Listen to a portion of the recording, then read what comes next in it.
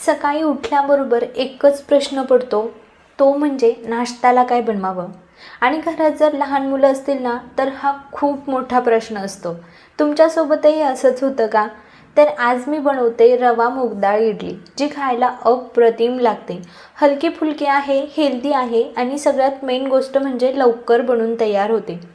इडली वगैरे एक अशी रेसिपी आहे जी बनवायला तर सोपी असते, तेलही लागत नाही आणि खायला तर अप्रतिम लागते. चला तर मग पटकन रेसिपीला सुरुवात करूया.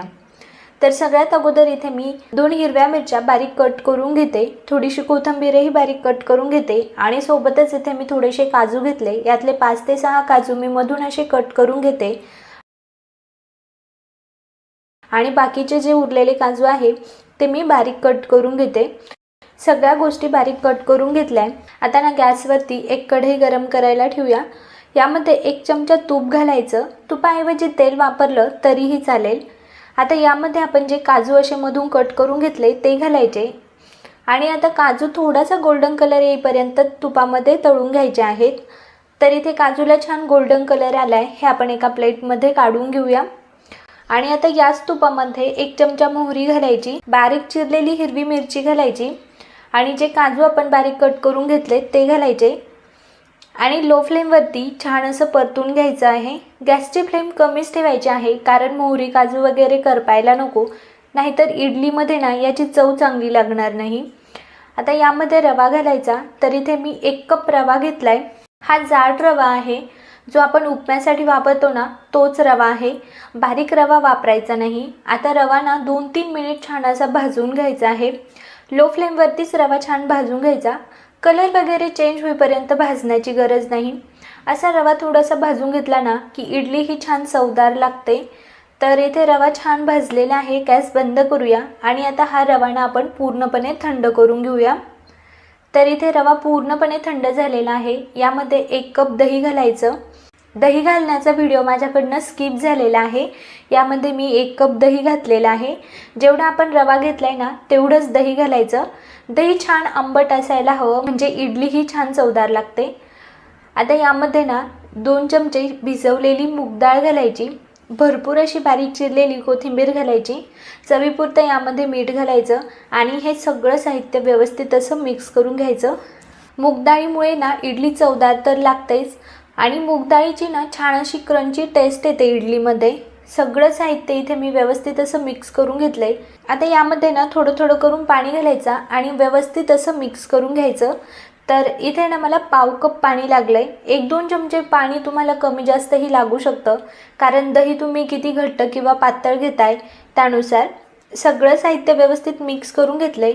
आता यावरती झाकण ठेवून 10 मिनिट साईडला ठेवूया. तोपर्यंत आपण इडलीसोबत खाण्यासाठी झटपट अशी चटणी बनवूया, जी रवा इडलीसोबत अप्रतिम लागते. त्यासाठी एका मिक्सरच्या भांड्यात पाव कप फुटाण्यांची डाळ घालायची आणि यामध्ये पाव कप डेसिकेटेड कोकोनट घालते. याऐवजी तुम्ही इथे ओलं नारळ वापरलं तरीही चालेल. माझ्याकडे आता नव्हतं म्हणून मी डेसिकेटेड कोकोनट वापरले. 2 हिरव्या मिरच्या अशा कट करून घालायच्या, थोडीशी कोथिंबीर घालायची आणि चवीपुरतं यामध्ये मीठ घालायचं. आता यामध्ये थोडं थोडं पाणी घालून ना छान बारीक अशी चटणी वाटून घ्यायची. हे बघा, एकदम छान असं बारीक वाटून घेतलंय. आता या चटणीला ना एक तडका देऊया. त्यासाठी तडका पॅनमध्ये थोडंसं तेल गरम करून घेतलंय. तेल छान गरम झालं की यात अर्धा चमचा मोहरी घालायची, 2 लाल मिरच्या अशा कट करून घेतल्या त्या घालायच्या आणि 6 ते 7 कढीपत्त्याची पाने घालायची आणि आता हा तडका या चटणीवरती घालायचा. ही चटणी ना इडलीसोबत, आप्यासोबत, डोशासोबत अप्रतिम लागते. एकदा नक्की ट्राय करून बघा.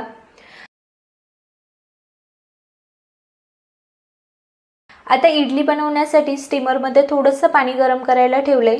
आता इडली पात्राला ना थोडंसं तेल लावून घेऊया, म्हणजे इडली व्यवस्थित डिमोल्ड होते. आता आपण जे काजू तळून घेतलेत ना, ते काजू ना प्रत्येक साच्यामध्ये असे उलटे ठेवायचे, म्हणजे दिसायला रवा इडली छान दिसेल. आता जे इडलीचं बॅटर आहे ना त्याला थोडंसं फेटून घ्यायचं आणि आता यामध्ये अर्धा चमचा सोडा घालायचा, थोडंसं पाणी घालायचं आणि व्यवस्थित असं मिक्स करून घ्यायचं. इथे तुम्ही इनोचं 1 पॅकेट वापरलं तरीही चालेल. जर तुम्ही इनो वापरणार असाल ना तर इनो ॲक्टिवेट असतानाच याच्या इडली बनवून घ्यायच्या. आता हे इडलीचं बॅटर या साच्यांमध्ये टाकूया. हळूच टाकायचं, नाही तर काजू साईडला सरकतील.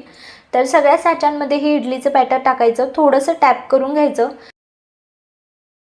स्टीमरमध्ये पाणी गरम करायला ठेवलं होतं, त्यालाही छान अशी उकळी आलेली आहे. यामध्ये ही इडलीची प्लेट ठेवायची आणि लो फ्लेमवरती 10 ते 12 मिनिट इडली स्टीम करून घ्यायची. तर इथे 10 ते 12 मिनिट झाले, इडली छान स्टीम झाली. यामध्ये टूथपिक किंवा मग चाकू टाकून बघायचा, क्लीन निघती टूथपिक म्हणजे इडली छान स्टीम झालेली आहे. या प्लेट काढून घेऊया आणि थोडा वेळ याला थंड होऊ देऊ.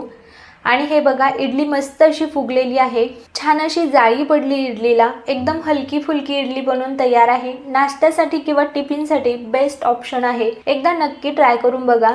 आणि आजची रेसिपी तुम्हाला कशी वाटली मला कमेंट सेक्शनमध्ये कळवा. रेसिपी थोडी जरी आवडली असेल तर प्लीज व्हिडिओला लाईक करा आणि चॅनलला सबस्क्राईब करायला विसरू नका.